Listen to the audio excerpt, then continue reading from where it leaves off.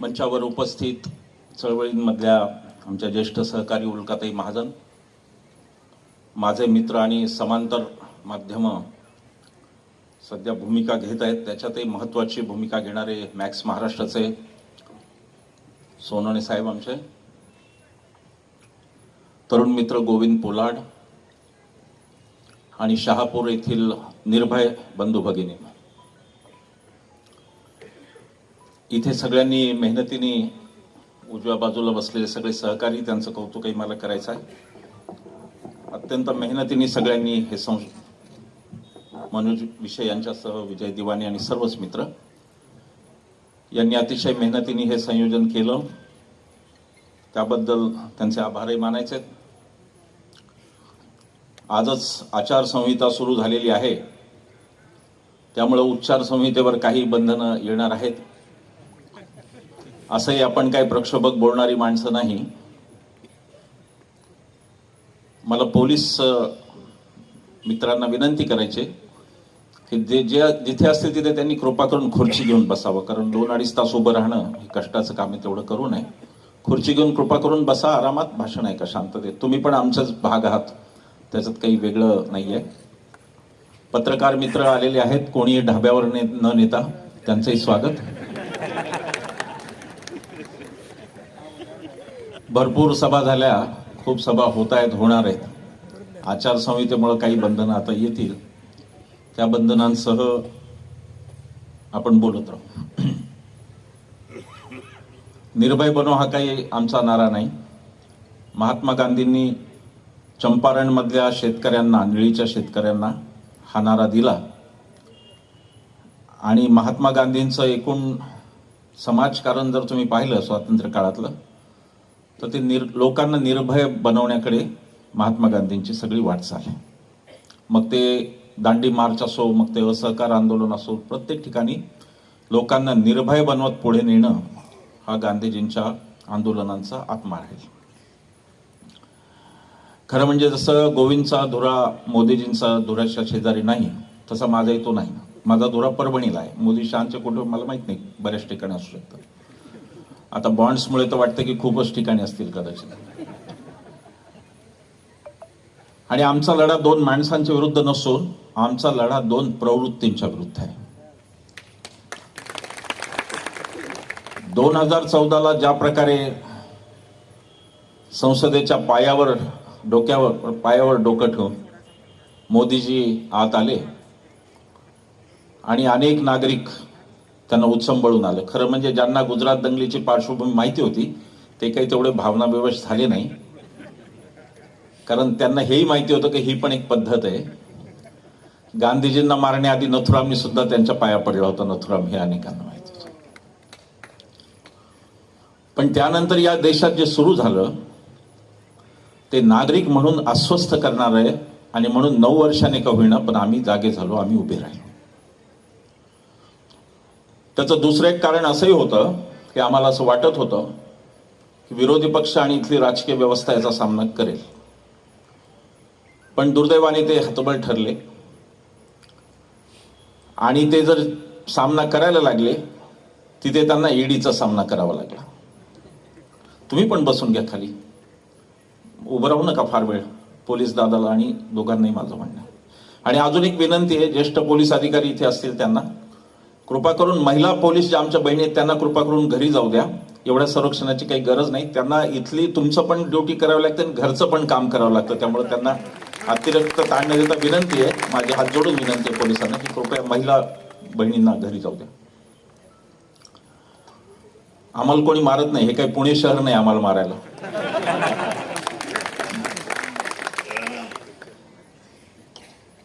पोलिसांचं आणि आमचं खरंच सख्य चांगलं आहे. आजपर्यंत पोलीसचे आमचे अनुभव चांगले आहेत.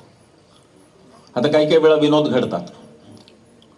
म्हणजे आम्ही नारायण राणेंच्या मतदारसंघात 3 सभा घेतल्या. त्याचं कारण की 1 ते आणि 2 मुलं, त्यामुळे 3 सभा घेतल्या आम्ही. त्यावेळेला पोलिसांनी आम्हाला नोटीस दिली येऊन की म्हणे प्रक्षोभक बोलू नका. मी म्हणलं अहो, इथे प्रक्षोभक बोलायला सिंधुदुर्गात 1 वडील आणि 2 छोटी छोटी मुलं असताना आम्हाला कशाला प्रक्षोभक बोलायचं? ते आहेत बोलायला प्रक्षोभक, ते छान बोलतात प्रक्षोभक. आम्ही प्रक्षोभक बोलणारी माणसं नाही, कारण आम्ही गांधी आणि आंबेडकरांची माणसं आहोत. आम्ही सनदशीरच बोलणार, आम्ही प्रक्षोभक बोलणार नाही. हा देश जोडण्यासाठी आमचा संपूर्ण प्रयत्न हा या देशाला जोडण्याचा, या देशाला तोडण्याचा नाही. आणि म्हणून आम्ही प्रक्षोभक बोलत नाही. पण देशात जे वातावरण बनत गेलं आणि एक प्रकारे मंदिराच्या आडून येणारा धार्मिक उन्माद हाही दिसला. मंदिर झालं याबद्दल प्रत्येक हिंदूला आनंद झाला, प्रत्येक मुसलमानाला सुद्धा आनंद झाला. कित्येक मुसलमानांनी पेढे वाटले की एकदाच हे संपलं, याच्यात त्यांना आनंद झाला. मी स्वतः त्या बातम्या पाहिलेल्या आहेत. पण राम हा जणू काही भारतीय जनता पक्षाची खाजगी मालमत्ता, आमचा राम, अशा प्रकारचं जे वर्तन झालं त्या वर्तनाच्या विरुद्ध आम्ही उभे आहोत. आम्ही हिंदू आहोत, भारतीय जनता पक्षाच्या नेत्यांपेक्षाही चांगले हिंदू आहोत, कारण आम्ही वेद आणि उपनिषद वाचलेले हिंदू आहोत. आम्ही हिंदू आहोत कारण आम्ही ज्ञानोबा ते तुकोबा, आता गोविंदनी अनेक उदाहरणं दिली, मी पण देईन भाषणाच्या मुखात. आम्ही उत्तम हिंदू आहोत, पण उत्तम हिंदू असण्याचा अर्थ विनोबांनी सांगितलेला, हिंदू म्हणजे हिंसेपासून दूर राहणारा, तो आम्ही हिंदू आहोत. आमचा राम हा गांधीजींचा राम आहे, जे ते शेवटी हे राम म्हणाले. गांधीजींचा राम हा आमचा खरा राम आहे, ज्याला मंदिराची गरज नव्हती आणि ती या देशाची संस्कृतीही नाही. ज्ञानोबांनी ज्ञानेश्वरीत लिहिलं, नगरेची रचावी जलाशये वसवावी. मंदिरे बांधावी नाही, नगरेची रच, जलाशय बांधावी, पाण्याची. तो राम आमचा राम आहे. आमचा राम हा सतत बाण घेऊन अतिशय क्रुद्ध होत कोणत्या तरी समाजाकडे बाण रोखून उभा असलेला राम आमचा नाही. आमचा राम हा शांत, राजीव लोचन, सुहास्यवदनी असा आमचा राम आहे. आणि आमच्या रामाला बायकोचं वावडं नाही, तो बायको घेऊन सगळीकडे जातो. तो भावाला घेऊन सगळीकडे जातो, लक्ष्मणाला, तो कोणाला सोडत नाही. आमचा राम हा तो गांधीजींचा राम आहे, ज्याच्या सभे प्रार्थनेसाठी गांधीजी जात असताना एक म्हातारा माणूस कृश शरीराचा, तो रामाचं नाव घ्यायला जात असताना तुमच्या नथुरामाने मारलं. एवढा तुमचा नथुराम वाईट हिंदू होता की प्रार्थना होऊ द्यायची हे पण त्याला भान नव्हतं, की एक माणूस राम नाम घ्यायला जातो त्याला तरी मारता कामा नये, हेही त्याला भान नव्हतं. आणि म्हणून आमचा राम हा गांधीजींचा राम आहे आणि तुमचा हा खरा नथुराम आहे, हे आम्हाला तुम्हाला सांगायचं आहे. आम्हाला तुम्हाला हेही सांगायचं आहे की तुम्ही काय करताय त्याकडे आमचं लक्ष, डोळे फाडून आम्ही बघतोय तुमच्याकडे. आम्ही हे बघतोय की गेल्या काही दिवसांमध्ये भारतीय जनता पक्षाचे नेते हे सतत उत्तरेतले कोणीतरी बाबा बुवा, इथे नावं सांगितली गोविंदनी, मला त्यांची नावही लक्षात राहत नाहीत, असे बाबा बुवा पाठवत आहेत. हे आम्ही पाहतो डोळ्यांनी. आणि ते तुम्हाला का करायचं हेही आम्हाला कळलेलं आहे. तुम्हाला महाराष्ट्र धर्म तोडायचा आहे. त्याचं कारण की इतिहास साक्षी आहे की या देशात जेव्हा जेव्हा अन्याय आणि अत्याचार झाला तेव्हा तेव्हा 3 प्रांत पहिल्यांदा उभे राहिले. ते लाल बाल पाल पासून खरं आहे की लाल म्हणजे लाला लजपतराय म्हणजे पंजाब, बाळ म्हणजे बाळ गंगाधर टिळक महाराष्ट्र, आणि पाल म्हणजे बिपिनचंद्र पाल हे पश्चिम बंगाल.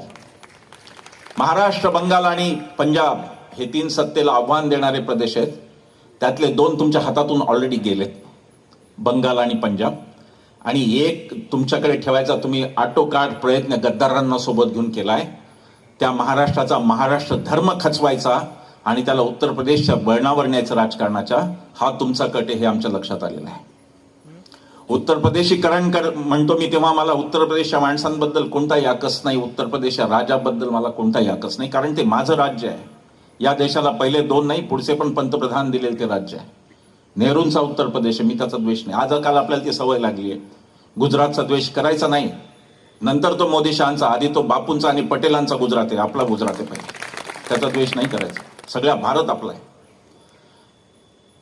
आणि उत्तर प्रदेशीकरण म्हणताना मला त्या माणसांशी माझं काही भांडण नाही, पण भारतीय जनता पक्षाने ज्या प्रकारचं राजकारण उत्तर प्रदेशात रुजवलं कमंडलच्या वेळेला, राम जन्मभूमी आंदोलन वगैरे त्याला म्हणून, आणि त्यानंतर आजपर्यंत जिथं ते राजकारण चाललंय त्या राजकारणाला महाराष्ट्रात नो एंट्री हे सांगण्यासाठी आम्ही उभे आहोत. काय राजकारण आहे उत्तर प्रदेशचं? उत्तर प्रदेशचं राजकारण हिंदू धर्माच्या मूळ समजुतींनाच धक्का देण्याचं आहे. आमचे संत सांगतात संततेची जाणा जे देही उदास. संत जो असतो तो देहास बाबतीत पण उदासीन असतो. त्याला सत्ता आणि पैशाचं काही घेणं नसतं. एका संन्याशाला तुम्ही मुख्यमंत्री करता, हा हिंदू धर्माचा सगळ्यात मोठा पराभव आहे की हिंदू धर्माची मोठी मोडतोड तुम्ही तिथे केली की संन्याशी हा मुख्यमंत्री केला तुम्ही. आणि बॉम्बस्फोटात असणारी तिला साध्वी म्हणता आणि तिला पण लोकसभेत पाठवता. संतांचा आणि राजकारणाचा कोणताही संबंध नव्हता. संतांचा संबंध विवेकाशी होता. ज्ञानेश्वर माऊलींनी लिहिले की चंद्रू तेथे चंद्रिका, शंभू तेथे अंबिका, संत तिथे विवेका असणे की. संत तिथे विवेक. हे काय विवेक असलेले संत आहेत जे महाराष्ट्रात येऊन आग लावत आहेत? असा विवेक असतो या संतांचा जे महाराष्ट्रात येऊन आग लावतात? कोणीतरी तो टी जार्जा उठतो दक्षिणेतून, तो येतो आणि इथे आग लावतो. हे आग लावण्याचे उद्योग आम्हाला माहिती आहेत, पण हा महाराष्ट्र धर्म शिवाजी महाराजांच्या एका तत्वज्ञानावर उभा आहे हे विसरू नका. तुमचे जो तो भगवा तुमचा नथुरामाचा, त्या भगव्याचा आणि आमच्या शिवाजी महाराजांच्या भगव्याचा काही एक संबंध नाही. मी तर उलटात आहे, कधी भगवीकरण हा शब्दही वापरत नाही. कारण भगवा आपला आहे, तो शिवाजी महाराजांचा आहे. आणि ज्ञानेश्वर माऊलींपासून तुकाराम महाराजांपर्यंत भागवत धर्माची ती पताका आहे, तो भगवा आमचा आहे, तुमचा नाहीये भगवा. त्या भगव्याचा जो आशय अर्थ तो नीट समजून घ्यावा तुम्ही, यासाठी या सभांचं प्रयोजन आहे. यांना ज्ञानेश्वर ते तुकाराम ही परंपरा का परवडत नाही लक्षात घ्या. यांना ज्ञानोबा ते तुकोबा का परवडत नाहीत? त्याचं कारण ती परंपरा समता सांगणारी आणि भेदभाव नष्ट करणारी, म्हणून त्यांना परवडत नाही. ज्ञानेश्वर महाराज म्हणतात, ज्ञानेश्वरीत वेद संपन्न होय ठाई, परी कृपण ऐसा आनंद नाही, जो कानी लागला तिन्ही वर्णाची. अरे वेद मोठे आहेत, पण 3 वर्णाच्या कानी लागून ते एका वर्णावर अन्याय करतायत ना, हे ज्ञानेश्वर महाराज म्हणतात. आणि तुकाराम महाराज ठणकावून सांगतात त्यानंतर अनेक काही शे वर्षांनी की वेदांचा तो अर्थ आमाशीचा ठावा, आम्हाला माहितीये काय वेद आहेत, हे तुकाराम महाराज सांगतात. विष्णुमय जग वैष्णवांचा धर्म, भेदाभेद भ्रम अमंगळ, हे तुकाराम महाराज सांगतात. पण ते सगळं करत असताना ही परंपरा छेदायची आणि भलतेच बाबा बुवा आणायचे आणि त्यांना शककर्ता व्हायचं. मोदीजींना शककर्ता म्हणजे माझ्यापासूनच सगळी सुरुवात. जसं शिवाजी महाराजांना आपण शककर्ता म्हणतो, शक करते तिथून आपण शक सुरू केलं, तसं यांना करायचं आहे. त्यामुळे सगळं माझंच. जुनी संसद दुरुस्त करणार नाही, नवीन बांधणार, नाव माझं तिच्यावर. ती शवपेटीच्या आकाराची संसद एक बांधलेली आहे, तुम्ही पाहिले असेल, नवीन संसद. हा जो अहंकार आमच्यावर हल्ला झाला पुण्यामध्ये, मला आश्चर्य वाटलं देवेंद्र फडणवीसांची प्रतिक्रिया ऐकून. मी समजत होतो की हे वकील आहेत स्वतः, कायद्याचा अर्थ त्यांना कळतो. आश्चर्यकारक प्रतिक्रिया होती आणि ती फक्त माध्यमातली म्हणून सोडून देण्याची गोष्ट नाही. कारण नंतर विधानसभेत तेच बोलले फडणवीस. ते म्हणाले की हल्ला झाला ते योग्य नाही झालं, हल्ला करणाऱ्यांना शिक्षा देईल सरकार, पण उच्च पदस्थांबद्दल बोलताना सांभाळून बोललो पाहिजे. म्हणजे काय?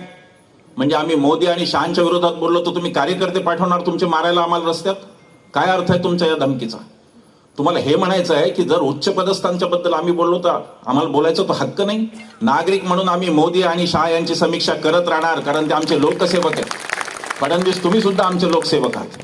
जोपर्यंत तुम्ही आमचे पगार घेता, जोपर्यंत तुम्ही आमच्या करावरच्या घरांमध्ये राहता आणि जोपर्यंत तुम्ही आमच्या करांमधून आलेल्या ऑफिसमध्ये बसून काम करता, तुम्ही आमचे लोकसेवक आहात. आणि तुम्ही हे लक्षात घ्या की तुम्ही 5 वर्षाचे भाडेकरू आहात, मालक नाही. मालक हा इथे बसलेला आहे आणि त्याला जर भाडेकरू पटला नाही तर तो 5 वर्षांनी भाडेकरूला काढून टाकतो. ते म्हणजेच लोकशाही. ती फडणवीसांनी शक्य तितक्या लवकर समजून घ्या. मी फडणवीसांसाठी एक उदाहरण दिलं पंडित नेहरूंचं. हे म्हणतात ना उच्च पदस्थांबद्दल बोलायचं नाही पंतप्रधान. एक नेहरूंचं उदाहरण मी फडणवीसांसाठी खास दिलं. पंडित नेहरूंना विचारलं होतं की तुमच्यात अनेक प्रकारचे नेहरू दडलेले. तुमच्यात एक नेहरू आहे तो नियोजनकर्ता नेहरू आहे, एक आहे तो परराष्ट्र व्यवहारातला तज्ज्ञ आहे, एक आहे तो चाचा नेहरू आहे मुलांचा. असे अनेक नेहरू तुमच्यामध्ये दडलेले आहेत. यातला कोणता नेहरू तुम्हाला आवडतो? पंडित नेहरूंनी सांगितलंय की मला माझ्यातला तो नेहरू आवडतो ज्यांनी या देशातल्या सामान्यातल्या सामान्य नागरिकाला एवढं अभिव्यक्ती स्वातंत्र्य दिलं की अगदी सामान्यातला सामान्य माणूस माझ्या पंतप्रधान कार्यालयाच्या शेजारच्या विजय चौकात उभा राहून उघडपणे म्हणू शकतो की हो, पंडित नेहरू हा एक मूर्ख माणूस आहे. हे स्वातंत्र्य देणारा नेहरू मला सगळ्यात जास्त आवडतो. आणि आज तुम्ही सांगताय उच्च पदस्थांबद्दल बोलायचं नाही. का नाही बोलायचं? हुकुमशाही आहे का? हुकुमशाही आहे की लोकशाही ते सांगा. एकदा जाहीर करा हुकुमशाही. आम्ही नाही बोलणार, घरात बसू आम्ही, असं तुम्हाला वाटतंय? आम्ही घाबरणारे नाही. हल्ला केला तर दुप्पट जोमाने आम्ही तिथे सभा घेतो. सिन्नरला हल्ला झाला माझ्यावर. सिन्नरला भारतीय जनता, लाज वाटली पाहिजे या पक्षाला. भारतीय जनता पक्षाच्या तालुकाध्यक्षांनी माझा माईक खेचून नेला. लोकांना सांगतात हुकुमशाही नाही. ही कोणती हुकुमशाही? लोकशाही आहे का ही? भारतीय जनता पक्षाच्या तालुकाध्यक्षांनी माझा माईक हिसकावून नेला. 150 लोकांचं सभागृह होतं, 10 लोकांनी तिथे गुंडागर्दी केली. त्यानंतर सिन्नरमधली मंडळी एकत्र आली. आमचे दत्ता वायचळे असतील, नाहीतर कॉम्रेड हरिभाऊ असतील, त्या मंडळींनी त्याच रात्री ठरवलं की यांच्या नाकावटीतून मोठी करायची. 3-4 हजार लोकांची सभा आम्ही सिन्नरमध्ये घेतली. दडपायला जेवढे जाल तेवढे खाली खाली दाबायला जाल, आम्ही तेवढे उफाळून वर येऊ. आम्ही दबणारे गोष्ट लोक नाही. आम्हाला जर हुकुमशाही आणून घरात बंद केलं, आम्ही तिथून बोलू, आम्ही पाहिजे तुरुंगातून बोलू, आम्ही पाहिजे तिथून बोलू, पण लोकांसमोर सत्य नेल्याशिवाय आम्ही राहणार नाही. हे त्यांनी नीट समजून घ्यावं. तिथून खरं म्हणजे त्यांचे आभार की त्या हल्ल्यानंतर निर्भय बनून चळवळच वाढली, लोकांना कळली. भारतीय जनता पक्षाचे आभार. तुम्हाला जे उत्तम करता येत होतं ते तुम्ही केलं. आता आम्हाला उत्तम काय करता येतं ते आम्ही करतोय. आता तुमचा आणि आमचा थेट सामना आहे. या चळवळीने कोणतीही सामाजिक बुरखा घेतलेला नाही. ही चळवळ एक स्वच्छ राजकीय चळवळ आहे. आणि आता निवडणूक आचारसंहितेचे कॅमेरे असतील, पण तरी सांगतो ही निवडणूक कोणाला निवडून आणा हे सांगत नाहीये, पण कोणाला पाडा हे जरूर सांगते ही मोहीम. या मोहिमेचं कार्य ते आहे की 10 वर्षातली देशातली हुकुमशाही संपवणे हे या मोहिमेचं काय आहे. आणि ते आम्ही बोलत राहू. निवडणुका आता भरपूर फेजेसमध्ये घेतात. माहीत नाही कशासाठी एवढं दीर्घ निवडणुकांचा कार्यक्रम, पण आम्ही जाऊ, आम्ही पुन्हा जाऊ, लोकांमध्ये जाऊ. महाराष्ट्राच्या विधानसभेच्या वेळेला 288 मतदारसंघात आम्ही जाऊ. आणि मी तुम्हाला हे पुन्हा येईन म्हणत नाही फडणवीसांचं. मी पुन्हा माझ्या सत्तेसाठी, माझ्या कशासाठी येणार नाही, पण या देशात माझ्या मुलींना, माझ्या नातवंडांना जी लोकशाही टिकवणं मी आवश्यक मानतो, ते माझं कर्तव्य पूर्ण करण्यासाठी. आम्हाला सत्तेत जायचं नाही, आम्हाला सत्तेतलं कोणतंही पद नको, पण या देशात प्रत्येक नागरिक भयमुक्त असला पाहिजे. त्याला स्वतःची अभिव्यक्ती करता आलं पाहिजे. त्याला वाटेल ते स्वतःचं खाता आलं पाहिजे. गोमांसाच्या संशयावरून कोणी अखलाक होऊ नये आणि रोहित वेमुलासारख्या दलित विद्यार्थ्याला आत्महत्या कराव्या लागू नये, यासाठी आम्ही येत राहू, सतत येतो. संजीव भट्ट सारख्या IPS अधिकाऱ्याला कोणताही दोष नसताना केवळ खरं बोलला म्हणून संजीव भट्ट सारख्या IPS अधिकाऱ्याला जर विनाकारण, विना मुदत, बेमुदत जर तिथं ते राहायला लागत असेल जेलमध्ये, तर त्यांच्यासाठी पण आम्ही येऊ आणि आम्हाला यावं लागेल. हे काही खरंच धुऱ्याचं भांडण नाही. आमचा काही संबंध नव्हता याच्याशी. मी तर जवळपास निवृत्तीच्या याच्यात होतो. मला काही नव्हतं, मला खरंच घरी जायचं होतं, मला काही करायचं नव्हतं. मी म्हटलं झालं, जेवढं केलं ते खूप झालं. आता थोडा घरी वेळ दिला पाहिजे. मुली वाढत्या वयाच्या त्यांच्याशी त्यांना. पण आत्ता परिस्थिती अशी झाली की कोणी बोलतच नाही. राजकीय व्यवस्था म्हणल्यावर उल्काताईंना यावं लागलं, किरण भाऊंना यावं लागलं, मला यावं लागलं. राजकीय व्यवस्था बोलू शकत नव्हती कारण त्यांना ईडी लावली जाते. ईडीचा भस्मासूर उभा आहे त्यांच्यासमोर. यांच्या गोष्टी पहिला धर्मवाद, यांचा जो खोलचट धर्मवाद मी सांगितला, तो धर्मवाद यांचा पहिला, आणि दुसरा यांचा आहे तो स्युडो नॅशनलिझम म्हणजे राष्ट्रवाद.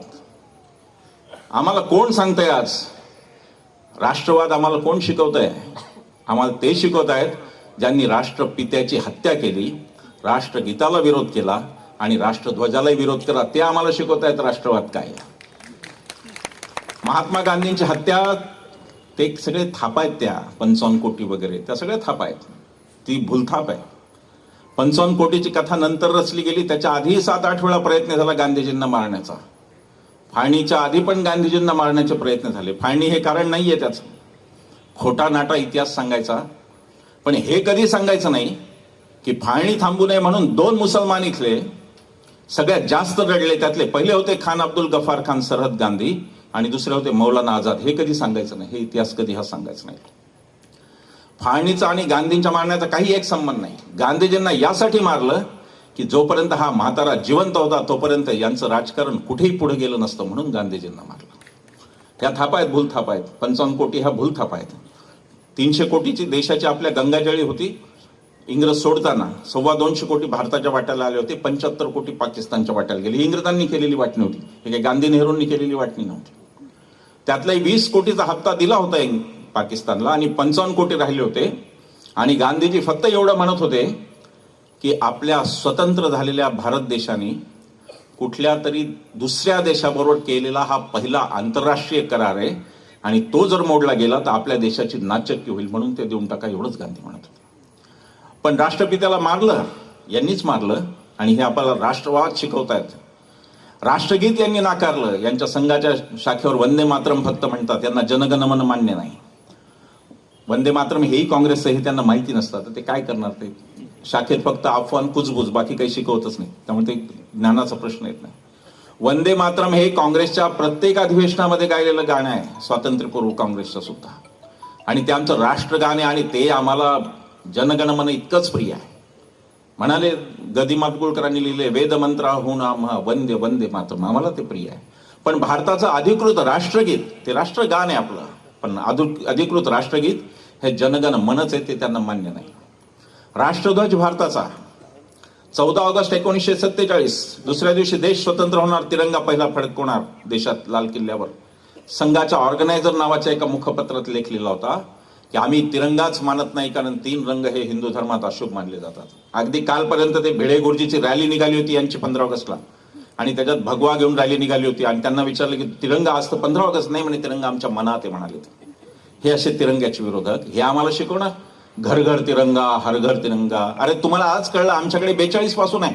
इथे बसलेल्या बहुतेकांचे आजोबा वडील कोणी ना कोणी स्वातंत्र्य चळवळीत असतील, त्यांच्याकडे 42 पासून तिरंगा आहे. तुम्हाला आज कळला. 2002 साली राष्ट्रीय स्वयंसेवक संघाच्या मुख्यालयावर 2002 साली म्हणजे स्वातंत्र्य मिळाल्यानंतर 55 वर्षांनी यांनी बळच तिरंगा लावला, कारण 3 तरुणांनी आंदोलन केलं आणि बळच जाऊन फडकावला, म्हणून यांना तिरंगा कळला. आणि हे आम्हाला सांगणार घर घर तिरंगा, हर घर तिरंगा.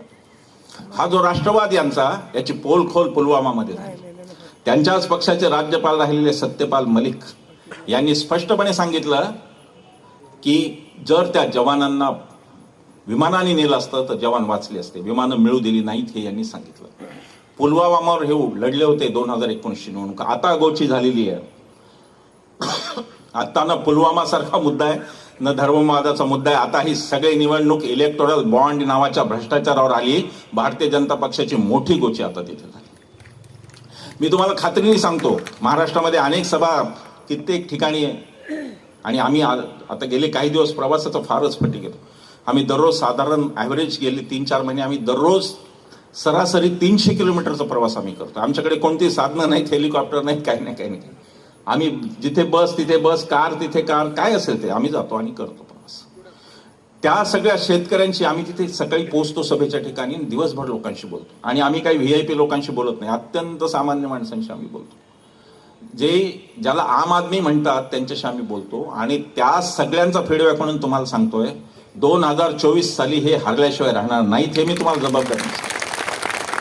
कोलकाताने सांगितलं EVMचा घोळ असू शकतो, म्हणजे काही EVM मध्ये सगळ्यामध्ये करता येत नाही. 5% त्या म्हणाले, अगदी बरोबर आहे. त्याच्यामध्ये असं होऊ शकतं की बाबा 5वं मत अमुक एका पक्षाला, असा प्रोग्राम होऊ शकतो फार थोड्या प्रमाणावर. पण 5वं मत जरी त्यांचं असलं तरी पहिली 4 मतं आपल्याला जाऊन टाकायचे, हे विसरू नका. आणि प्रचंड संख्येने मतदान झालं तर हे हारणार आहेत. त्याचं कारण आता भारतामध्ये 300 ते 325 जागा आहेत जिथे यांची एकास एक लढत आहे, तिथेच यांचा पराभव ठरलेला आहे. नाही तर हे दुसऱ्या पक्षांना घुसून काय काय करत होते आपल्याला माहिती आहे. हे हारणार आहेत. आणि ह्यांच्या पायाखालची जर वाळू सरकली नसती तर एका जागेचे मालक आहेत ते अशोकराव चव्हाण आमचे, नांदेड. त्याच्या शेजारचं परभणी आणि हिंगोली पण कायम शिवसेनेकडे राहिलेलं आहे. एकाच जागेचे मालक आहेत, त्यांना एवढी धडपड करून घेतलं नसतं. यांच्या पायाखालची वाळू सरकली नसती तर ममता बॅनर्जीला धमक्या केल्या नसत्या, अरविंद केजरीवालला धमक्या केल्या नसत्या. धमक्या काय जात आहेत? पहिल्या फेजमध्ये धमक्या झाल्या की भारतीय जनता पक्षात या, नाही तर ईडी लावू. आणि आता दुसऱ्या फेजमध्ये काय, इंडिया आघाडीत जाऊ नका, आमच्याकडे न्यायाला तरी चालतात, इंडिया आघाडीकडे जाऊ नका. संपूर्णपणे हा पक्ष एकटा पडलेला आहे देशात. आणि मी तुम्हाला इथून सांगतो, काय EVM करा, काय करायचं ते करा, काय मॅनिप्युलेशन होतील ते होतील, हे हारल्याशिवाय राहणार नाहीत. 225च्या पुढे भारतीय जनता पक्ष जाणार नाही, असा माझा आत्ताचा अंदाज आहे. आणि 225 मी जास्त देतोय, 200च्या आत हे आटोपतील. आणि नंतर वेगळं आघाडीचं सरकार भारतात आता येऊ घातलं. ज्या प्रकारे यांनी यंत्रणांचा गैरवापर केला ते लोकांना आवडलेलं नाही आहे. ईडीची काय कथा आहे? अनिल देशमुखांची. अनिल देशमुखांवर ईडीने 100 कोटीचा चार्ज लावला, आरोप लावला 100 कोटीचा. कोर्टात गेल्यानंतर कोर्ट म्हणले की फॅन्सी फिगर वाटते, खरी फिगर सांगा. कोर्टाला कळलं 100 कोटीच्या थापा, हे अशाच थापा 55 कोटीच्या 100 कोटीच्या थापाच थापा. तेव्हा यांनी फिगर सांगितली 1.71 करोड, 1.71 लाख, म्हणजे 1 कोटी, म्हणजे 1.71 लाख. म्हणजे दावा लावताय 100 कोटीचा, सांगताय आता 1.71 लाख. कोर्ट म्हणले की ठीक आहे, 1 रुपयाचं पण आहे ते आहेच आहे करप्शन, तुम्ही याचा पुरावा द्या. यांना एकही पुरावा देता आला नाही, एकही पुरावा नाही. ईडीने शपथपत्रावर काय लिहिलं, अत्यंत हास्यास्पद आहे, बालिशपण आहे. काय त्या ईडीचं बोलायचं किती अवमूल्यन झालंय यांचं बघा. ईडीने शपथपत्रावर सांगितलं की आमच्याकडे एकही पुरावा नाही, हिअरसे म्हणजे सांगोवांगी आम्ही गुन्हा दाखल केलेला आहे, आणि त्या माणसाला 1 वर्ष जेलमध्ये घातलं. हायमास दिवे लावून ठेवायचे जेलमध्ये त्यांना झोप लागू नये म्हणून, बीपीचा पेशंट, शुगरचा पेशंट, पेपर जाऊ द्यायचे नाही वाचायला, अनेक प्रकारचे छळ केले. तीच कथा संजय राऊतांची आहे. संजय राऊतांनी स्वतःच्या भावाकडून चेकनी 50 लाख रुपये उसने घेतले होते, आणि ते चेकनी उसने घेतलेले 50 लाख परतही चेकनीच केले होते. आणि राज्यसभेच्या 3 शपथपत्रांमध्ये 3 वेळा ते राज्यसभेत गेले, 3 वेळा त्यांचं हे नोंदलेलं आहे. हा काळा पैसा नाही, हा राज्यसभेच्या शपथपत्रात नोंदलेला पैसा. पण त्या भावाचा आणि कोणत्या तरी कंपनीचा संबंध लावला, आणि त्या कंपनीचा संबंध लावून संजय राऊतांना अटक केली. हायकोर्टनी संजय राऊतांना जामीन देताना म्हणलं की याच्यात अटक का केली हेच आम्हाला कळलं नाही, हा अटक करण्याचा गुन्हाच नव्हता. पण राजकीय सूड घ्यायचा, विरोधकांवर राजकीय सूड घ्यायचा. गोविंदनी सांगितलं तामिळनाडूमध्ये 417 रुपये खात्यात असलेल्या शेतकऱ्याला ईडी लागली, कारण भारतीय जनता पक्षाच्या एका नेत्याचं त्याचं भांडण झालं होतं म्हणून त्याला ईडी लागली, आणि ईडी त्याच्या घरी पोहोचली. या ईडीच्या लोकांना परवा पश्चिम बंगालमध्ये लोकांनी, सामान्य माणसांनी मारून काढलं. आम्हाला वाईट वाटलं. मी व्यवस्थेचा समर्थक आहे, मी व्यवस्था विरोधी नाही, म्हणजे विद्रोही आहे मी, पण व्यवस्था अंतर्गत बदलातून बदलेल आणि हिंसेवर माझा विश्वास नाही. व्यवस्थेतल्या माणसांना मारणं मला मान्य नाही. पण तरी ईडीने स्वतः लक्षात घ्यावं की त्यांची ही अवस्था का आली आणि लोकांच्या मध्ये अशी भावना त्यांच्याबद्दल का झाली. हे फक्त काय ईडी बद्दल असं नाही, हे सगळीकडे चाललंय. निवडणूक आयोगाचं सुद्धा तेच चाललंय. निवडणूक आयोगाला चिन्ह ठरवायला सांगितलं, ते पक्षच ठरवून बसले. आयोगाला फक्त चिन्ह ठरवायचा अधिकार होता. या देशाचे पंतप्रधान धार्मिक आवाहन करता येत नाही निवडणुकीत. मी तुम्हाला म्हणू शकत नाही की मी अमक्या धर्माचा आहे म्हणून मत द्या मला, या ते मी म्हणू शकत नाही. तो आपली कोड ऑफ कंडक्ट मध्ये बसत नाही, नियमात ते बसत नाही. पण या देशाचे पंतप्रधान जाहीर सभेत उघडपणे म्हणाले की बजरंगबलीचं नाव घ्या आणि मग मतदान यंत्राचं बटन दाबा. निवडणूक आयोग सपशेल झोपलेला होता, त्यांच्यावर कोणती करा. आज निवडणूक आयोगाचा कॅमेरा असेल तर कृपा करून तुमच्या अधिकाऱ्यांपर्यंत पोहोचवा की तुमचा आत्मा हरवलेला आहे का काय, असं मला आता वाटतंय. की तुम्ही काय काम करत आहात त्याच गुन्ह्यासाठी तुम्ही बाळासाहेब ठाकरेंना 6 वर्ष निवडणूक लढवायला नाही तर मतदानाला सुद्धा बंदी केली होती. तोच गुन्हा असताना पंतप्रधानांकडे मात्र निवडणूक आयोग डोळेझाक करतो. निवडणूक आयोग काय चमत्कारिक निर्णय देतो, आणि त्याच्यावर राहुल नार्वेकर अजून चमत्कारिक चौकार मारतात. राहुल नार्वेकरांनी सांगितलं की हे म्हणे पक्षांतर्गत प्रकरण आहे, पक्षांतर बंदीचं नाही. मग तुम्ही त्याच्यावर निर्णय का दिला? तुम्ही सुप्रीम कोर्टाकडे परत पाठवला असता. तुम्ही वेळ का काढला एवढा? तुम्ही वेळ काढता आणि 10व्या शेड्यूलचं हे मॅटरच नाही म्हणता. याचा अर्थ काय? याचा अर्थ आपल्याला सगळ्यांना माहिती आहे, आणि आम्ही कृतीतून उत्तर देणार. आम्ही राहुल नार्वेकर यांच्या मतदारसंघात 3 सभा घ्यायच्या ठरवल्या. जिथे जिथे 3 सभा होती समजून घ्या गंभीर मामला आहे काहीतरी. 3 सभा आपलं गणित आहे. 3 सभा, 1 आणि 2 झाला तर ठीक आहे, एखादं झालं तर अजून 2 देतो, काही प्रॉब्लेम नाही. मला कळले सगळे अत्याचाराचा कथा. मला कळलं वेअरहाऊसवाल्यांची कोणाचे लागे बांधेत, मला ते कळलं. मला हेही कळलं की 4 धरणं आहेत पण प्यायला पाणी नाही. किती कार्यक्षम आहेत कपिल पाटील, कळलं ते आपल्याला. मला कळलं 10 वर्ष सत्ता आहे भारत यांची, फडणवीसांची 14ला आली तेव्हापासून पाणी देत नाहीत. ठीक आहे, हे सगळं सांगण्याचा आणि इथं येऊन प्रत्येक ठिकाणी जाऊन बोलायचं अशाच, हे ते व्हिडिओवरून नाही बोलता येतं, आणि यातल्या बऱ्याच गोष्टी रिपीट पण असतात.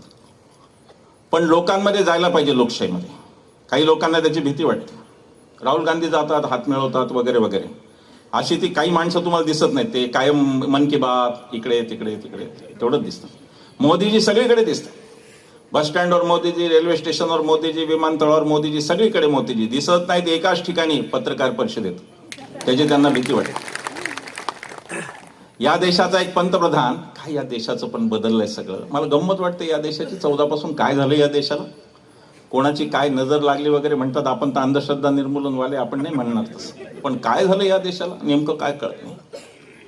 केम्ब्रिज मधून शिकलेल्या माणसाला हा देश मौनी बाबा म्हणतो, आणि ज्याच्या पदवीचाच पत्ता नाही त्याला विश्वगुरु म्हणतो. काय बोलायचं सांगा. मौनी बाबा म्हणवल्या गेलेल्या मनमोहन सिंगांनी त्यांच्या 10 वर्षात 117 पत्रकार परिषदा घेतल्या. म्हणजे ॲव्हरेज महिन्याला एक ॲव्हरेज 120चं धरलं, 120 महिने धरले. मोदीजींनी एकही पत्रकार परिषद घेतली नाही. आज आचारसंहिता लागली म्हणजे त्यांची पंतप्रधान पदाचा काळ आता संपलेला आहे तसा अधिकृतरित्या. जरी ते औपचारिक पंतप्रधान राहणार असले तरी याचा अर्थ असा आहे की आज हा विक्रम मोदीजींच्या नावाने नोंदला गेला की एकही पत्रकार परिषद 10 वर्षात न घेणारे एकमेव पंतप्रधान आज मोदीजी ठरले. त्यांचं टाळ्या वाजून एकदा अभिनंदन करून. मनमोहन सिंगांना देश मौनी म्हणतो. त्या मनमोहन सिंगांना ज्यांनी 6 कायदे असे आणले की या देशातल्या सामान्य माणसाची दिशा आयुष्याची बदलली. आता उल्काताईंनी उल्लेख केला अन्न सुरक्षा योजना. देशात कोणी उपाशी झोपू नये अन्न सुरक्षा योजना कायदा मनमोहन सिंगांच्या काळात. सोनिया गांधींनी मी ऐकलं की त्यांना बरंच पाठपुरावा केला होता. मनरेगा मागेल त्याला हक्काचं काम, नुसते खात्यात पैसे टाकायचे नाही. मनरेगा महाराष्ट्राचं मॉडेल 20 पागेंनी महाराष्ट्रात सुरू केली योजना मनमोहन सिंगांनी केंद्रात घेतली. मनरेगा मनमोहन सिंगांची. भूमी अधिग्रहण कायदा आज जे सगळे गडकरी प्रणित विकासाचे दिसत आहे सगळं झाडं तोडून केलेला काय विचित्र विकास आहे. नितीन गडकरींच्या मंत्रालयाला RTI मध्ये विचारलं की तुम्ही झाडं किती तोडली. त्या मंत्रालयाने कळवलं मला की आम्ही झाडं मोजत नाही. उल्काताई इथपर्यंत लोकशाही आली. आम्ही झाडच मोजत नाही म्हणाले गडकरी. पण गडकरींना हे जे काय आज सांगणं शक्य आहे की अमुक दिवसात तमुक केलं, त्याच्या मागे भूमी अधिग्रहण कायदा आहे जो मनमोहन सिंगांनी आणला, ज्याच्यात शेतकऱ्यांना 4 पट कॉम्पेन्सेशन देऊन जमिनी मोकळ्या. आम्ही जमिनीच्या लढे आम्ही लढलो. उल्काताईंनी माझ्यापेक्षा फार जास्त लढले पण मी पण थोडाफार लढलो लोकांच्या जमिनीत. त्याचा मुद्दा असा असायचा की शेतकऱ्याला योग्य दामच नाही मिळायचा. हा मुद्दा असायचा. ते मनमोहन सिंगांनी दूर केला आणि भूमी अधिग्रहणचा कायदा मनमोहन सिंगांनी आणला. तो 3रा कायदा. 4था कायदा त्यांचा वन अधिकार. मोदी सरकारने गेल्या 10 वर्षात काय अंदाज आहे तुमचा किती एकर वन जमीन विकून टाकली असेल खाजगीकरण करून अदानी सारख्या लोकांना? काय अंदाज आहे तुमचा? 7.5 लाख एकर जमीन यांनी वनाची नष्ट करून टाकली. काहीतरी करायचं चमत्कारिक. ते पुणेमधून चित्तेच आणले, त्यातले 20 मधले 10 गेले बिचारे वैकुंठाला. ते काही इथे जगणार नव्हते. आता उद्या हे ऑस्ट्रेलियातून कांगारू पण आणतील. ऑस्ट्रेलियात तापमान किती, भारतात इथं 40चं तापमान किती, 45 किती, याचा काही विचार नाही. दिखावा करायचा, फोटो काढायचे, कोण मी कसा प्राणी मित्र आहे आणि तिकडे जंगल मात्र जे प्राण्यांसाठी आवश्यक आहेत ते अदानीच्या नावे करत राहायचे. 7.5 लाख एकर जंगलाचं फॉरेस्टेशन निघून गेलेलं आहे आणि ते आता जंगल राहिलेलं नाही. ही आत्ताची वस्तुस्थिती. मनमोहन सिंगांनी वनाधिकार आणला आणि उपस्थिती आदिवासींना दिली जंगलाची. मनमोहन सिंगांचा कायदा. चौथी गोष्ट मनमोहन सिंगांनी केली RTI, ज्याच्यानुसार आम्ही सगळे भांडलो आणि गेली काही वर्ष. RTI राईट टू इन्फॉर्मेशन, माहितीचा अधिकार मनमोहन सिंगांचा. हे तर कोणाला माहितीच देत नाही सरकार. हे सरकार माहिती अधिकारातलं सगळ्यात वाईट सरकार आहे. सगळे ते आयुक्त पण घरचे बसवले. पूर्ण माहिती अधिकाराचा बोजवारा या सरकारने उडवला.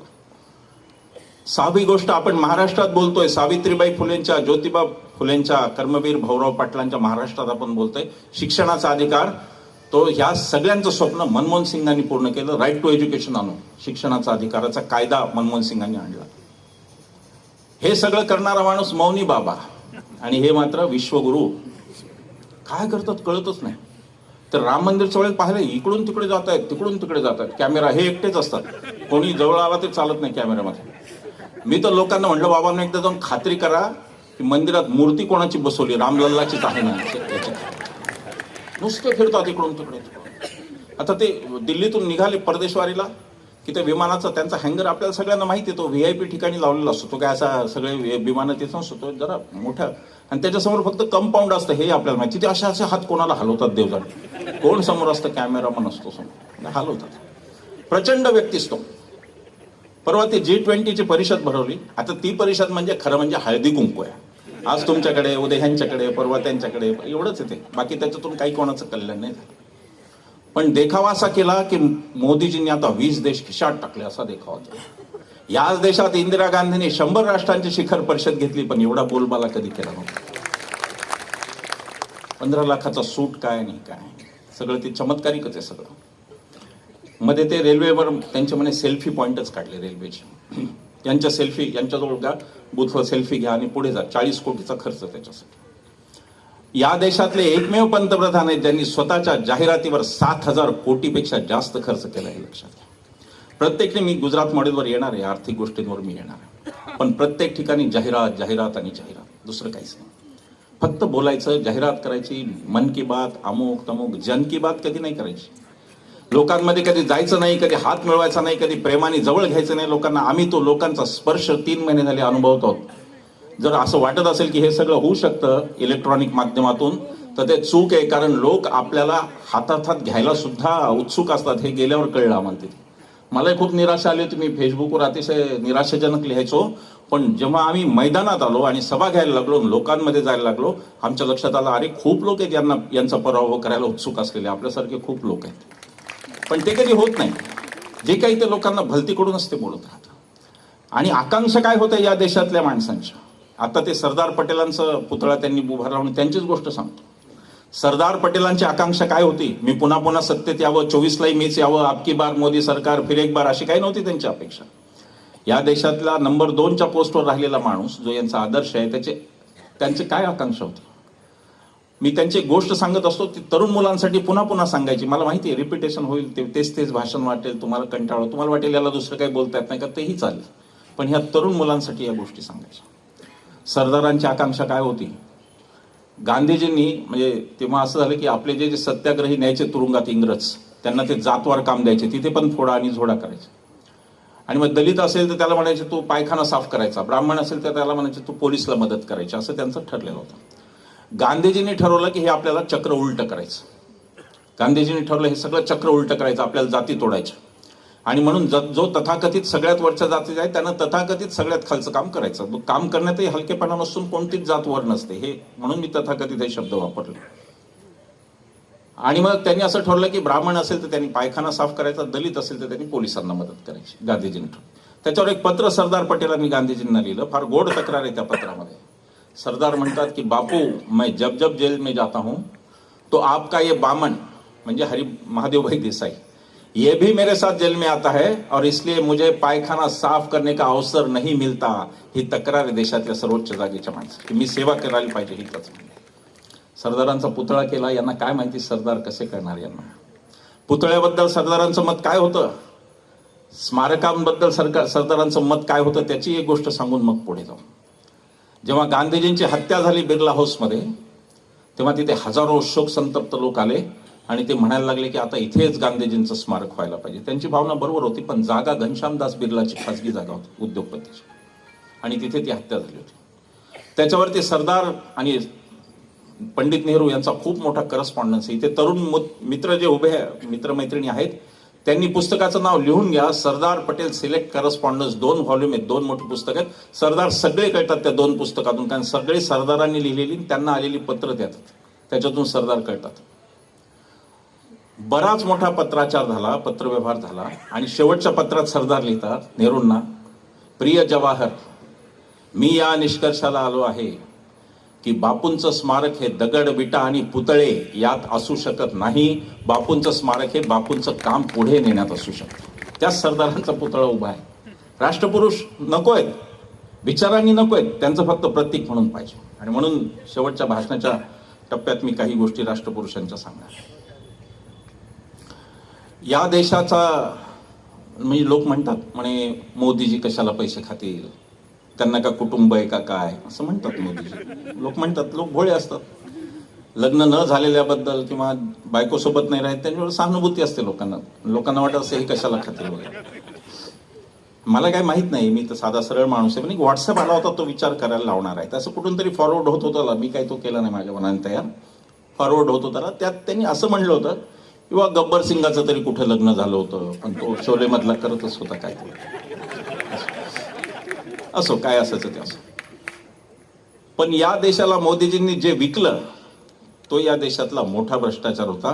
त्याचं नाव होतं गुजरात मॉडेल. गुजरात मॉडेल नावाची कोणतीही गोष्ट अस्तित्वात नव्हती. ती पूर्ण आध्यात्मिक गोष्ट होती. म्हणजे स्वर्गात जशा रंभा अप्सरा असतात असं आपण ऐकून, तसं गुजरात मॉडेल हे काहीतरी भव्य दिव्य असं ठसवण्यात आलं. ते गुजरात मॉडेल वस्तुतः काही नव्हतं. भारतीय जनता पक्षाच्या प्रवक्त्यांना चॅनलवर सुद्धा आम्ही त्यांचा सामना करताना विचारायचो की मॉडेल म्हणजे नेमकं काय ते सांगा. 2-4 गोष्टीत असतात मॉडेलच्या. किंवा पाण्याचं मॉडेल म्हणजे बा अशी धरणं बांधली, असे बंधारे, काहीतरी असतं ना त्याला.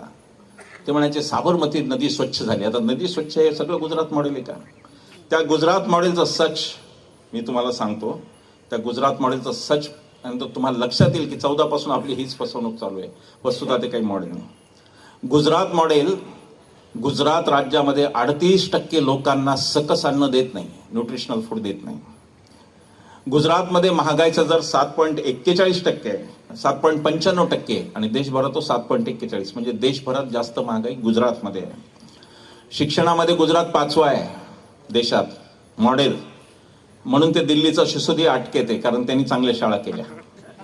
हे त्या मुलासारखे आहेत जो पहिल्या येणाऱ्या मुलाची पानं फाडत राहतो फक्त, बाकी स्वतः काही करत नाही, करायचं नाही स्वतःला काही. शाळांच्या नावाने बॉम्ब आहे यांची. ते मध्ये गेले होते कुठल्या तरी शाळेत विद्यार्थी बनवून वगैरे, पण तेवढंच, बाकी ते शाळेत गेले याला काही पुरावा फार नाहीये. कोणी असा वर्गमित्र यांचा आजपर्यंत भेटला नाही जो म्हणायचा की आम्ही एका वर्गात होतो. एकही माणूस भेटत नाही. एक कुठून तरी भेटला होता, आणला होता धरून, मग तो गडबडला. तो म्हणला नाही मी तर शाळा सुरू व्हायचे आधीचा मित्र आहे म्हणला. एका वर्गात होतो सांगणारं कोणी नाही. पण शिक्षणात गुजरात 5वा आहे.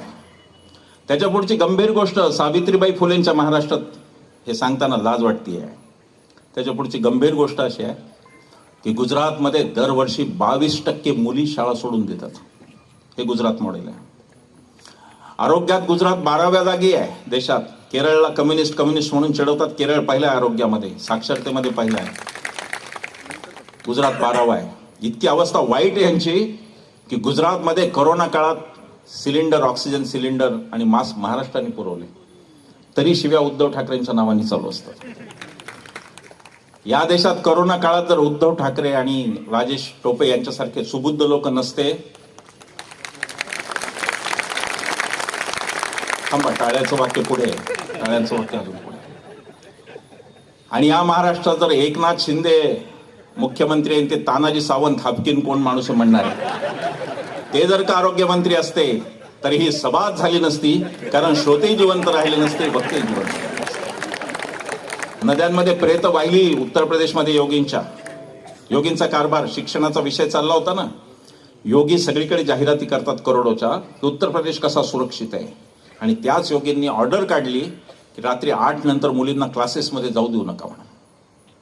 ही अवस्था आहे गुजरातच्या सुरक्षेची. 8 नंतर गुजरातमध्ये मुली सुरक्षित नाहीत उत्तर प्रदेशमध्ये, आणि हे योगी सांगतायत. उत्तर प्रदेशमध्ये 8 नंतर मुलींना क्लासेस नाही, कारण मुली सुरक्षित नाहीत, कबूल करतायत. सगळीकडे खोटं बोलायचं. 80 कोटी लोक, आणि एकीकडे म्हणायचं 13 कोटी लोकांना मुक्त. मग 13तून ते 80 मधून वजा व्हायला पाहिजेत ना, 67 कोटीच राहायला पाहिजेत. आणि पुन्हा त्याच्या पुढे मी हमी देतो 5 वर्ष, म्हणजे 5 वर्ष 80 कोटीला दारिद्र्यात ठेवणार आहेत का हे परत? दारिद्र्याची हमी, दारिद्र्याची गॅरंटी म्हणजे मोदी की गॅरंटी आहे, लक्षात घ्या. ही गॅरंटी आहे त्यांची. हे गुजरात मॉडेल आहे. गुजरातच्या 37% घरांमध्ये स्वच्छ इंधन नाही. ही गुजरातची परिस्थिती आहे. ते उज्ज्वला गॅस आता ताईंनी सांगितलं, मी ते रिपीट नाही करत.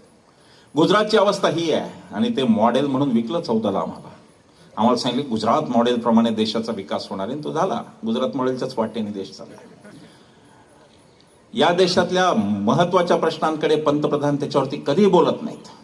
मनमोहन सिंग मौनी बाबा जेव्हा पंतप्रधान होते 66 रुपये पेट्रोल होतं, आज ते 107 रुपये आहे.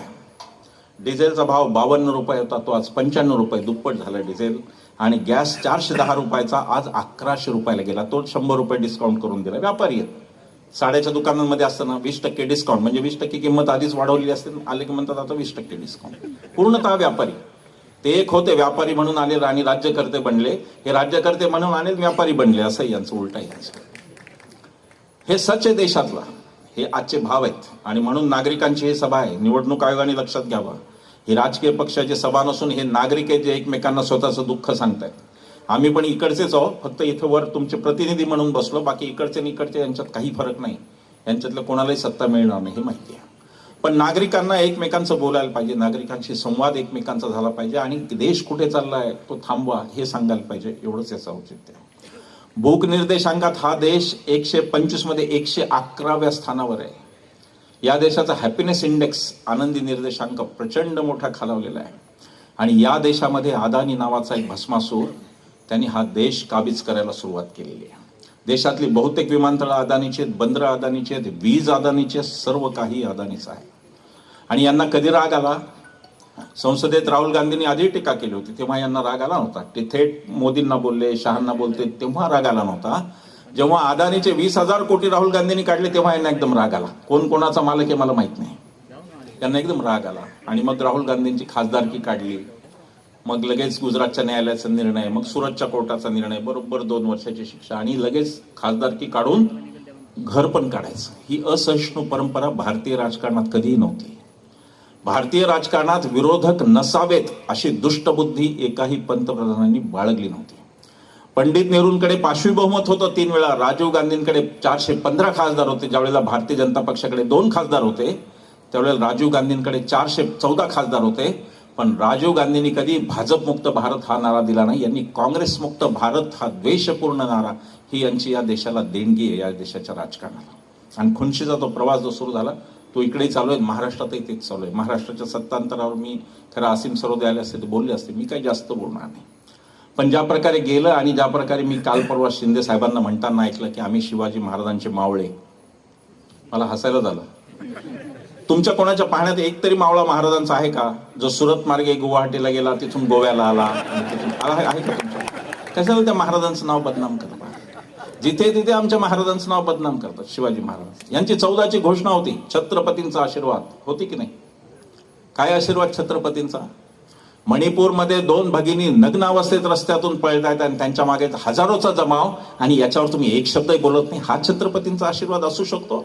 जिथे आमचे छत्रपती अशीच आमुची आई असती, कल्याणच्या सुभेदाराची सून आठवा, हा छत्रपतींचा आशीर्वाद असतो. महाराष्ट्र धर्म मारण्याचं ठरवलंय आणि त्याचे जे मुख्य कलाकार आहेत ते एकनाथ शिंदे, देवेंद्र फडणवीस आणि अजितदादा पवार आहेत. हे सगळीकडे तिघही जातात एकत्र. आता 3 हा आकडा अशुभ नाही का संघाला? पहिला होता हिंदू धर्माला अशुभ. आणि काय चमत्कारिक, किती अन्याय झाला. दादा म्हणले म्हणे माझ्यावर काकांनी अन्याय केला फार. मी म्हणलं जन्मल्यापासून राज्यमंत्रीपद, कॅबिनेट मंत्रीपद, उपमुख्यमंत्रीपद काय दिलं नाही. एवढा अन्याय करणारा काका सगळ्यांना मिळो, कल्याण एवढं. असे बघता बघताही माणसं हे मावळे गेले हो, कसे गळपटले. मी म्हणलं अरे शिवाजी महाराजांचे मावळे आदिलशहाला घाबरले नाही, तुम्ही अमित शहा पुढे नांगी टाकली. काय काय मावळे हे कुठे, गमतीचेच मावळे आहेत सगळे. काय गेले असे? अशोक चव्हाण तर असे समोर बसले, सभा झाली छान, नंतर वर आले. आमचं अभिनंदन म्हणे फार छान मुद्दे दिले तुम्ही, आता आम्हाला ऊर्जा मिळाली. ती ऊर्जा त्यांनी तिकडे जाऊन वापरून टाकली. आता कोणी समोर बसलं की भीतीच वाटते. मी आधी समोर कोण आहेत पाहतो, यातलं कोणी नाही जाणार ना, नाही जाणार. मला मग खात्री इथं आले त्या अर्थी सगळे निर्भय नेते जाणार नाही. त्या ईडीच्या भीतीने सगळा महाराष्ट्र गळपटला. हा तो महाराष्ट्र ज्यांनी भली भली आव्हानं त्याला जो सामोरा गेला तो गळपटला ईडीच्या भीतीने. आणि भलाभर सत्तांतर सगळं अनैतिक, नैतिक काही नाही. आणि जसं काही माणसं फोडणं, आमदार फोडणं यात मर्दुमकी आहे काहीतरी, अशा प्रकारची भाषा. काय भाषा चालते? ती विधानसभा पाहवत नाही, ती लोकसभा पाहवत नाही. काय भाषा चालते? एकमेकांना धमक्या देतात. तुमची फाईल आमच्याकडे, मग आमच्याकडे तर काढत का नाही तुम्ही ती फाईल? या नुसत्या धमक्या कोणाला देता तुम्ही आणि जनतेला दोघं मिळून फसवताय का? म्हणजे फाईली काढत नाही म्हणजे. पण अशा प्रकारची संस्कृती आली. आणि या संस्कृतीमध्ये महाराष्ट्र कुठे गेला हे कोणाला कळले नाही. मी शिंदे आणि फडणवीसांना इथून आव्हान देतो, अजितदादांना, ते लेट जॉईनर आहेत, लेट कमर आहेत, पण त्यांनाही आव्हान देतो की त्यांनी महाराष्ट्रावर परिणाम करणारा एक कायदा केल्याचं त्यांनी रेकॉर्ड द्यावा. मोदी आणि शहा यांना मी इथून आव्हान देतो की मनमोहन सिंगांच्या 6 कायद्यांच्या प्रमाणे तुमचा एक कायदा दाखवा ज्याचा सामान्य माणसाला फायदा झाला. थेट एकही कायदा दाखवता येत नाही. हे अशा प्रकारचं राज्य चालू आहे की हे जर संपलं नाही तर या देशात हुकुमशाही आल्याशिवाय राहणार नाही. जर का 2024ला परत हे निवडून आले तर या देशात पुन्हा निवडणुका होतील की नाही याच्याबद्दल सुद्धा मनात शंका आहे. रशियामध्ये निवडणुका होत नाहीत. पुतीनचा एकच पक्ष जो निवडणुकीला उभा राहू शकतो, दुसऱ्या पक्षाला निवडणुकीतच उभं राहतात नाही. किम जोंगचा उत्तर कोरिया, तिथे पण एकाच पक्षाला, आणि दुसरे उमेदवार आले तर त्यांना ते गायब करतात. ती स्थिती एक पक्षीय आणि एक नेतीय देशाकडे हा सगळा ह्या मामला चाललेला आहे आपल्या देशाचा. आणि आपण त्यांच्या वाटेवर आहोत म्हणून नागरिकांनी काय हल्ले होतील, काय करायचं ते करा, पण हे लोकांना सांगणं आणि जर काही असेल तर ते फक्त लोकशाही आणि संविधान वाचवणं एवढीच गोष्ट आहे. सिन्नरच्या माझ्यावरच्या हल्ल्यानंतर सगळ्यात पहिल्यांदा उल्काताई भीमसैनिक पुढे आले. त्यांनी सगळीकडे आमची जिम्मेदारी घेतली. ते आम्ही ज्या गावात सभेला जाऊ तिथे वेशीवर जातात, परत जाताना नेऊन सोडतात. ती मुलं सगळी तरुण मुलं आहेत. त्या मुलांना नोकरी नाहीये, त्या मुलांची आर्थिक स्थिती चांगली नाहीये, त्या मुलांना काही सरकारने समाजाने दिलं असं अजिबात नाही. पण ती मुलं माझ्यासारख्यांच्या, आमच्यासारख्यांच्या मागे काय येत आहेत? ती मुलं अत्यंत निस्वार्थी आहेत आणि त्यांचं बाबासाहेबांच्या राज्यघटनेवर निरातिशय प्रेम आहे. हे त्याचं कारण की त्यांना असं वाटतं की ही माणसं आपल्या बाबासाहेबांची घटना, शिवसैनिक असो, भीमसैनिक असो, सगळ्या प्रकारची माणसं आम्हाला संरक्षण देत आहेत. आणि पोलीस तर देताच आहेत, पोलिसांचे आभार. पोलिसांना मला आवडत नाही, पोलिसांनी मी मग असे म्हणालो की कृपा करून तुम्ही तुमच्या वेळेला घरी जा, हे मला आवडत नाही ताणत बसणं. तुम्हाला आधी इतर ताण कमी आहेत का या नेत्यांचे यांचे त्याचे? बंदोबस्त आहे, सणांचा बंदोबस्त, डीजेचा आवाज, सगळं पुन्हा आम्हालाही सहन करावं लागतं. त्याच्याबद्दल मी दिलगीर आहे. खरंच माझा आग्रह नाही की संरक्षण असलं पाहिजे, तुम्ही खरंच तुमच्या वेळेला घरी जा. सांगण्याचा अर्थ असा मित्रो की ज्या प्रकारचा भ्रष्टाचार, ज्या प्रकारच्या गोष्टी चालल्या त्याच्याकडे आता सजगपणे पाहायची. आता ते प्रकरण जाहीर झालं, आम्ही ते पहिल्या सभांमधून बोलतोय. हे जे बॉन्ड, हे जे जेम्स बॉन्ड निघाले, हे जेम्स बॉन्डचं प्रकरण आम्ही पहिल्या सभेपासून बोलतोय. हा मामला काय आहे? हेटेरो ड्रग नावाची औषधी कंपनी, तिच्यावर इन्कम टॅक्स धाड घालतं, 124 कोटी नगदी रक्कम जप्त करतं आणि त्याच्यानंतर ते 60 कोटीचे बॉन्ड घेतात आणि मोकळे होऊन जातात. ही पापमुक्तीची लढाई आहे. मोदीजी, तुम्ही घोषणा ऐकली होती, ना खाऊंगा ना खाने दूंगा. मनातल्या मनात अजून एक वाक्य बोलले होते, ना खाऊंगा ना खाने दूंगा, खाने वाले हरे को भाजपा में लाऊंगा. काय शिक्षा अजितदादांना, 70,000 कोटी का मित्रो. आणि काय ते म्हणाले, नॅचरली करप्ट पार्टी, 70,000 कोटी का घोटाला. 3 दिवसात अजितदादा उपमुख्यमंत्री पदाची शपथ. तरुण मुलं म्हणतात, सर काय मस्त शिक्षा मिळते हो घोटाळ्याला. 70,000 कोटी गेली उपमुख्यमंत्र्यांची, 1,00,000 कोटी खाल्ले तर मुख्यमंत्रीच करतील कदाचित. हे सगळे जे गेले एकनाथ शिंदेसह त्यांच्या जिल्ह्यात मी बोलतोय, हे सगळे जे गेले हे घाबरून गेलेले आहेत. यातला एकही निष्कलंक नाहीये. एकनाथ शिंदेच्या पीएची जेव्हा चौकशी केली ईडीने समृद्धी महामार्ग घोटाळ्यामध्ये, नंतर एकनाथ शिंदे गळपटले आणि तिकडे गेलेत. हे सगळे गेलेले आहेत. प्रताप सरनाईक, सगळे माहिती आहेत, सगळ्यांची कुंडली आहे. 21 नेते म्हणजे भारतीय जनता पक्षात किंवा शिंदेबरोबर किंवा अजितदादांबरोबर गेले, ज्यांची चौकशी थांबवण्यात आली. हसन मुश्रीफांची चौकशी कोर्टात, मॅटर चालू होता ईडीच्या कोर्टात. हसन मुश्रीफांचे वकील म्हणले, मला आता ही केसच आठवत नाही, शंखपुष्पी घ्या आणि वाढवा मेमरी स्वतःची. नारायण राणेंच्या केसमध्ये ते म्हणले फाईलच हरवली. हे असे सुटलेले आहेत सगळे. हे सगळे निष्कलंक, हे ईडी कृपा आहे सगळी. पुढचे जे कोणी सत्ताधारी येतील त्यांना ईडीचे पहिले 25 अधिकारी पहिल्यांदा घरी पाठवावे लागतील, त्याशिवाय आता ईडी सुरू की पगार आमचा घेता आणि चाकरी वेगळ्यांचीच करता. तुम्ही आमचा पगार घेता, आमच्या करांचा पगार घेता आणि चाकरी तुम्ही कोणाची करता. भ्रष्टाचाराने हाईट केलेली आहे मोदी सरकार. हे आजपर्यंत भ्रष्टाचारातलं सगळ्यात भ्रष्ट सरकार आहे. हे आता मी खात्रीने सांगतो जेव्हा हे बॉन्डचं प्रकरण समोर आहे. यांनी भ्रष्टाचाराचं इन्स्टिट्यूशनल केलं, भ्रष्टाचाराला म्हणजे भ्रष्टाचारालाच कायदेशीर करून टाकला की आम्ही तुमची कामं करतो, त्या बदल्यात पक्षाला पैसे द्या आणि ते वाईट घ्या, म्हणजे चेकनी पैसे द्या. भ्रष्टाचाराचा एवढा राजरोस, जे काही भ्रष्टाचाराचं संस्थाकरण किंवा भ्रष्टाचाराला लिगल करणं, हे दुसऱ्या कोणत्याही पंतप्रधानांनी केलं नाही, हे मोदीजींनी केलं. याचं श्रेय मोदीजींना आहे. हे तर भ्रष्टाचार आहेतच, पण नोटाबंदी हा अजून मोठा भ्रष्टाचार होता आहे, लक्षात घ्या. लोक भोळेत आपल्याकडे. लोक म्हणतात ते काय चुकला निर्णय. चुकला नाही, तो सुनियोजित भ्रष्टाचार होता. 20% कमिशनचा तो भ्रष्टाचार होता.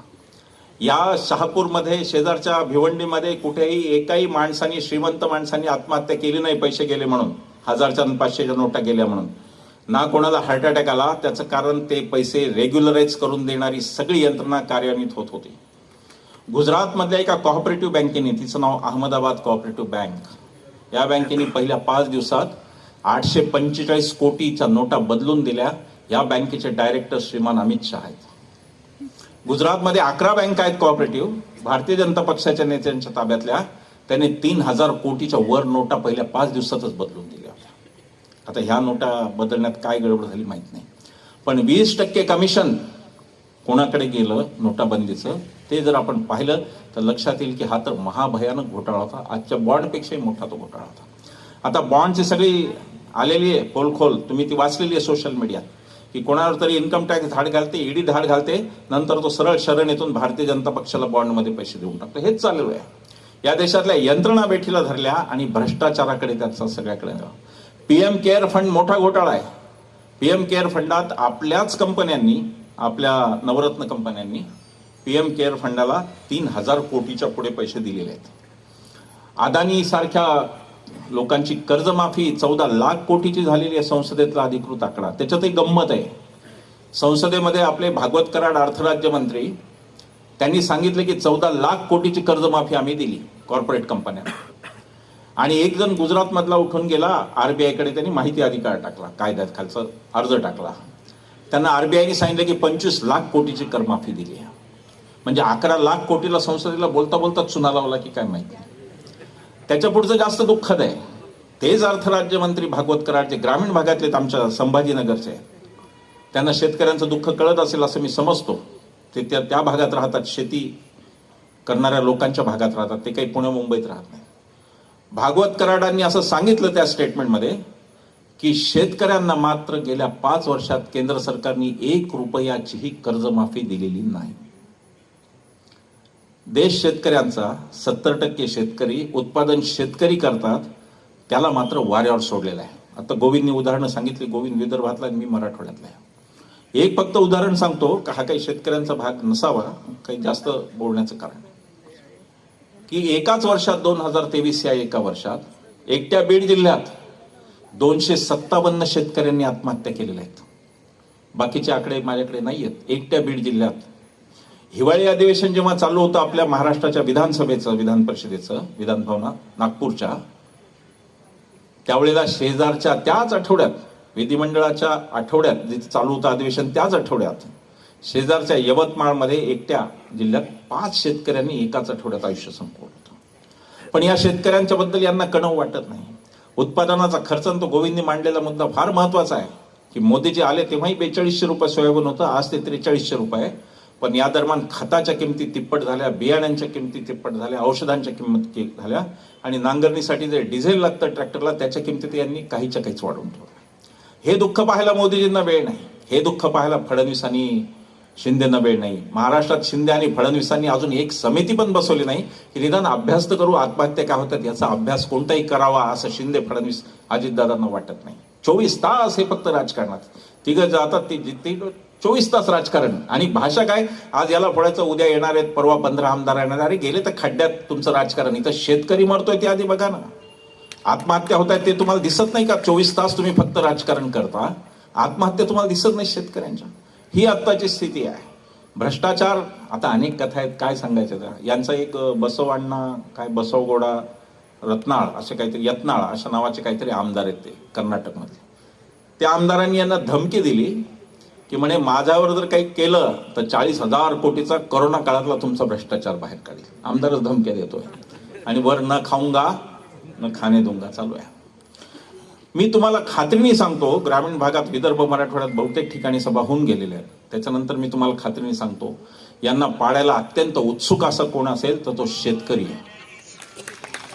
त्याचं कारण याच्या बाजारभावाशी खेळतायत सतत. सोयाबीनच्या भावाचं ते आमच्या बीडच्या सभेच्या आधी एक शेतकरी आले, त्यांना माहिती होतं मी शेजारचा परभणीचा कापूस उत्पादक जिल्हा आहे आमचा पण.